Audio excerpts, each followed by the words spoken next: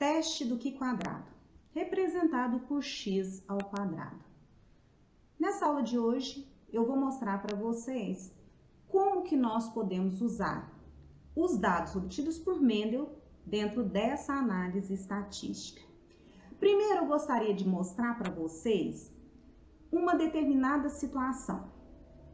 Vamos imaginar que você, partindo de indivíduos puros, você cruza uma planta com flor roxa com uma planta com flor branca. Automaticamente, nós já sabemos o que nós vamos ter em F1. 100% dos nossos indivíduos vão ser roxos. Vamos deixar esse material no campo para verificar com o processo de autofecundação o que nós temos em F2. Diante de todos os resultados que nós observamos, que Mendel ele conseguiu com seus diversos cruzamentos, nós esperamos que em F2 que nós tenhamos 75% dessas plantas vão ter flor roxas, 25% flor branca. Ou seja, 3:1 a proporção mendeliana. Só que nós nos deparamos com uma realidade um pouco diferente do que nós conhecemos. Ao invés de 75% das plantas roxas, nós vamos observar somente 70%. E ao invés de 25% de flores brancas, nós observamos 30%. A dúvida é, essa diferença que nós observamos daquilo que nós esperamos, eu devo considerar ou eu não devo considerar? É uma diferença significativa ou é uma diferença não significativa? Para que nós possamos tomar essa decisão, o teste do Q quadrado, ele vai nos ajudar. Então, nós observamos que geralmente os pesquisadores, eles podem se deparar com os resultados que não são exatamente idênticos ao que eles esperavam, mas que são resultados próximos. Será que essa aproximação eu devo considerar como sendo o resultado que eu esperava ou eu não devo considerar? Nesse caso, o teste do Q quadrado ele é extremamente importante. Quando que nós vamos usar esse teste? Nós vamos usar esse teste sempre quando nós tivermos com itens em que dentro das classes distintas das características em questão, existe variação. Por exemplo, eu estou trabalhando com cor da flor, flor roxa, flor branca, então existe variação. Eu estou trabalhando com sexo, feminino, masculino, existe variação. Eu estou trabalhando com a forma da folha, lobada ou crenada, existe variação. Então, a partir do momento que existe variação para uma determinada característica, eu posso usar o teste do Q quadrado. O que é muito importante nesse teste? Nós sempre vamos comparar os resultados observados dos itens em questão que nós estamos trabalhando, nas diferentes categorias, com aquela previsão que nós tínhamos sobre esse resultado. Quando eu falo da previsão, isso é uma hipótese que nós lançamos para esse cruzamento que fizemos. Vou dar um exemplo para que as coisas fiquem melhor. O teste do Q quadrado, ele simplesmente é um meio de quantificar os vários desvios esperados por acaso se a hipótese é verdadeira. O que ele está chamando de desvio no teste do Q quadrado? Eu disse anteriormente que é muito importante que a gente faça uma comparação. E essa comparação ela vai ser sempre feita entre os resultados observados com os resultados esperados. Essa diferença entre o resultado observado e o resultado esperado é o que nós chamamos de desvios. Eu vou usar um exemplo aqui para vocês. Vamos imaginar que eu tenho um barril e dentro desse barril eu tenho bolinhas de gude. E eu tenho uma variação para a cor dessas bolinhas que estão dentro desse barril. Eu tenho bolinhas vermelhas e bolinhas brancas. Então, eu já vou lançar a minha hipótese sobre o que eu espero ter dentro desse barril. Eu espero ter 52 bolinhas vermelhas e se eu imagino que eu tenho 52 bolinhas vermelhas e nesse barril eu tenho 120 bolinhas de gude, automaticamente eu tenho que ter 68 bolinhas brancas. Lancei a minha hipótese.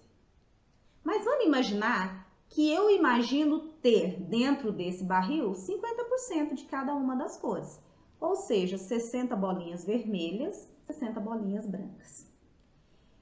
Diante de uma situação dessa, como calcular o teste do Q quadrado? Existe uma fórmula para nós determinarmos esse Q quadrado. E essa fórmula, ela é o seguinte: Q quadrado é igual à somatória do observado menos esperado, isso é o desvio, elevado ao quadrado, tudo isso dividido pelo esperado. Vamos usar essa nossa ideia que nós colocamos aqui para nós determinarmos o Q quadrado. Só que agora dentro de uma situação. O que eu sugiro que vocês façam inicialmente para que nós possamos entender cada parte dessa fórmula. Nós vamos fazer essa fórmula separadamente para depois vocês entenderem que se vocês colocarem na fórmula, o mesmo resultado vocês vão ter. Então, vamos lá. Para a característica cor das bolinhas de gude, quais são os fenótipos que nós observamos? Bolinhas vermelhas e bolinhas brancas. Eu vou usar a hipótese o seguinte: eu espero ter nesse barril 50% para cada uma das cores existentes. Ou seja, 60 bolinhas vermelhas e 60 bolinhas brancas. Num total de quantas? 120 bolinhas que existem dentro do barril.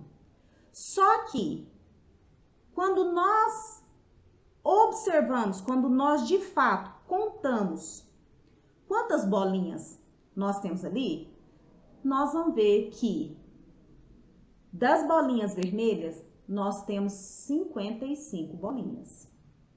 E das brancas, 65 bolinhas. A pergunta é, essa diferença de menos 5 aqui, do observado para o esperado, para o vermelho, e de mais 5 das bolinhas brancas aqui, ó, de 65 menos 60, eu devo considerar? Ela é significativa ou não? Vamos fazer o teste. A primeira parte da fórmula diz o seguinte: observado menos esperado. Observado menos esperado, 55 menos 60, menos 5. Ao quadrado, 25. Para a cor vermelha. Vamos fazer a mesma coisa para a cor branca. 65 menos 60, 5. Elevado ao quadrado, 25. Aqui nessa coluna, nós fizemos a primeira parte da fórmula. Só que nós precisamos terminar. A segunda parte da fórmula diz o seguinte: nós devemos pegar o observado menos esperado ao quadrado e nós dividirmos tudo isso pelo esperado. Vamos voltar na fórmula para ver o que está faltando para nós fecharmos a nossa fórmula. Porque olha só, isso daqui ainda não é o resultado do Qi quadrado. Não, porque o Qi quadrado diz o seguinte, ele é a somatória do observado menos esperado ao quadrado sobre o esperado.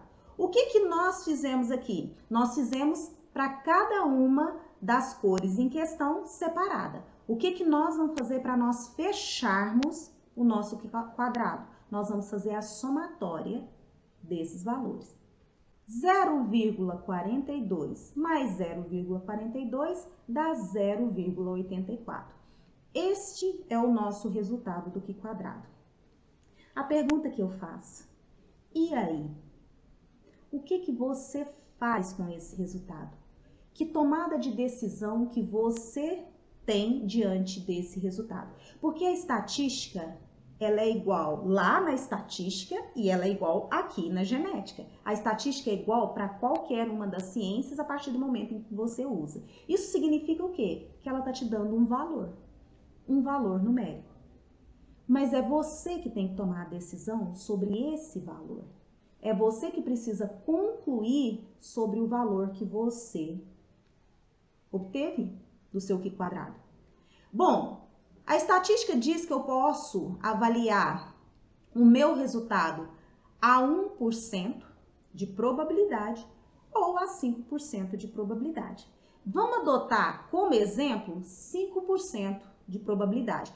Ou seja, 5% então vai ser o limite convencional para que nós possamos tomar essa decisão. Só que vamos lá. Na estatística, se você lembrar, a tomada de decisão ela é feita comparando os dois valores de Qi quadrado. Quais são esses valores? O valor que você obteve, que é o Qi quadrado calculado, com o valor de um Qi quadrado tabelado. Onde eu acho essa tabela? Essa tabela, ela está nos livros de estatística lá no final. Mas como usar a tabela? Vamos lá, vamos lembrar aqui da tabela. A tabela do Qi quadrado, ela tem aqui, ó, a primeira linha aqui é a probabilidade. E aqui nós temos de 0,005 a 0,995. 5% de probabilidade é quanto? 5% é 0,05, que é a tomada de decisão que nós optamos por fazer, a 5% de probabilidade. Bom, então aqui nós temos as probabilidades que nós podemos observar. Nessa coluna aqui, nós temos o que nós chamamos de graus de liberdade. Como que nós determinamos os graus de liberdade? Para a característica em questão, no exemplo que nós usamos, nós pegamos a característica cor das bolinhas de gude. Qual é a variação que nós temos ali? Nós temos bolinhas vermelhas e brancas. Quantos fenótipos diferentes eu tenho ali? 2. Para eu poder determinar o grau de liberdade, vai ser sempre o número de fenótipos existentes menos 1. Nesse caso, 2 fenótipos existentes menos 1 dá 1. Esse número que eu acho do grau de liberdade é a linha que eu vou olhar. Então, eu devo olhar nessa coluna a 5% de probabilidade na primeira linha. O que eu determinei aqui? Aqui eu encontrei o Qi quadrado tabelado. Eu não disse para vocês que a tomada de decisão é comparando Qi quadrado tabelado com o Qi quadrado calculado? Por quê? Se o Qi quadrado calculado for maior ou igual ao Qi quadrado tabelado, Qual é a nossa tomada de decisão? Nós rejeitamos H0, lá da estatística. Mas e se o nosso Q quadrado calculado for menor que o tabelado? Nós aceitamos o H0. Qual foi o Q quadrado que nós encontramos? O nosso Q quadrado foi 0,84. Peraí, 0,84 é menor que 3,84. Bom, então a nossa tomada de decisão é aceitar H0. Aceitar H0 significa o quê? Vamos voltar aqui. Quando nós aceitamos a hipótese, o que isso significa? Que esse valor aqui, ó, de menos 5 e esse valor de mais 5, ele é muito pequeno.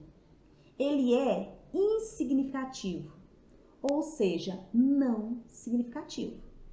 Nesse caso, nós aceitamos o H0.